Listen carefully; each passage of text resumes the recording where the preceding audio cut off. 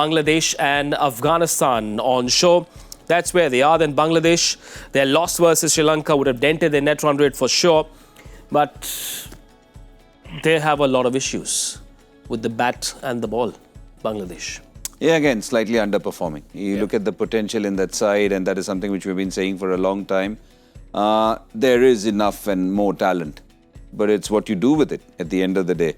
And their game against Sri Lanka, again, they underperformed.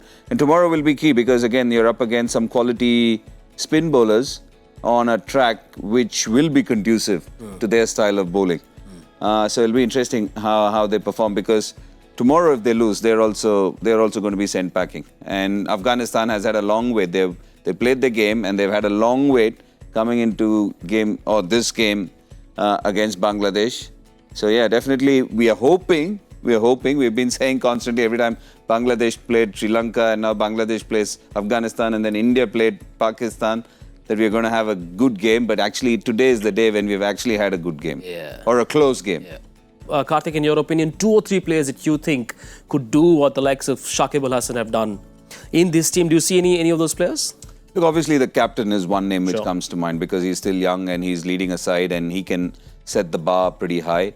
I see a lot of potential in Rishad Hussain because, again, what I saw the first time around, obviously there are a few things to tinker because he's gone back and we spoke about that the other day about how his arm action and arm position has changed. I'm a huge fan of Tanzim, the Seema. I think I'm a huge fan, just the way he bowls. There's something about him which is world class. I think he's got the zip, he's got enough mongrel. If I can use that word for a fast bowler, he's got enough mongrel, that feistiness which you want to see from an international cricketer. So definitely these 3 are names which I would hold, because one as a batter and captain and 2 bowlers. So these 3 people definitely, they have a lot of potential. A chance to beat Afghanistan tomorrow. Important that they do so. It's a game against the very dangerous Afghanistan, who registered a massive win in their first game. Now, quick update: Navinul Haq has been ruled out of the tournament because of a shoulder injury. He wasn't in the mix of things anyway. But Simon, clearly, it's the spin trio that holds the key for this lineup. Yeah, it is. I mean, Faruqi's always going to do what he does at the top with the ball, look to swing it, look to pick up wickets. But, there's Rashid, Ghazanfar, Noor and Nabi as well. And then they go in with the all-rounders, which they've got plenty of as well. Gulbuddin, Karim Janat and Omar Zai. So they've got so many bowling options. When you look through that lineup, only the top 3, Gurbaz, Zadran and Sadiqullah Atal, don't really get used with the ball. So, they bat with all of the all-rounders. And you think about Rashid, Nabi, Gulbuddin, Karim Janat and Omar Zai. I mean, I consider them all-rounders, to be honest. So they've got so much all-round power and plenty of bowling options in that group. But it'll be the spinners again. And if they don't work out, they can go to Gulbuddin, they can go to Karim Janat, they can go to Omar Zai to back up Faruqi. So they've got a lot of bases covered, and they're a side that, I've said it before on this show, that they have surpassed Bangladesh. You think about when Bangladesh came into international cricket, and you compare that to when Afghanistan entered international cricket, where they are now compared to where Bangladesh sort of still are.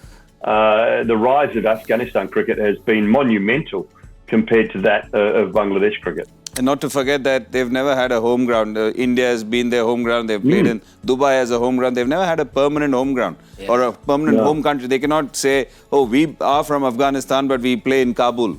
They've played in India, they've played in Dubai. And also the kind of resources, and again, we spoke about the wherewithal that they have had.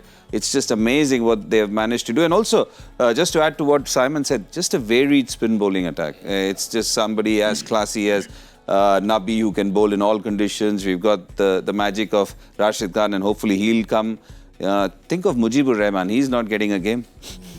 I suppose it's the T10 and the T20 leagues across the world that have worked like a workshop or a laboratory for these white ball players from Afghanistan. That seems to work very well for them. Very quickly, gentlemen, one player to watch out for. One player to watch out for. Tomorrow, I think Fizz will do something special, is my hope. Okay, Simon? For Bangladesh.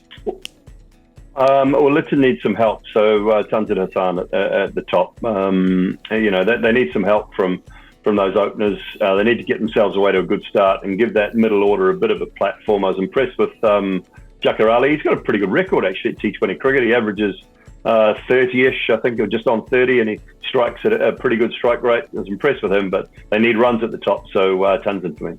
And Afghanistan? Afghanistan. I'm going with Cricbuzz. He needs runs, yeah. Simon? I just love saying his name actually. A.M. Gazanfa. Look out for him.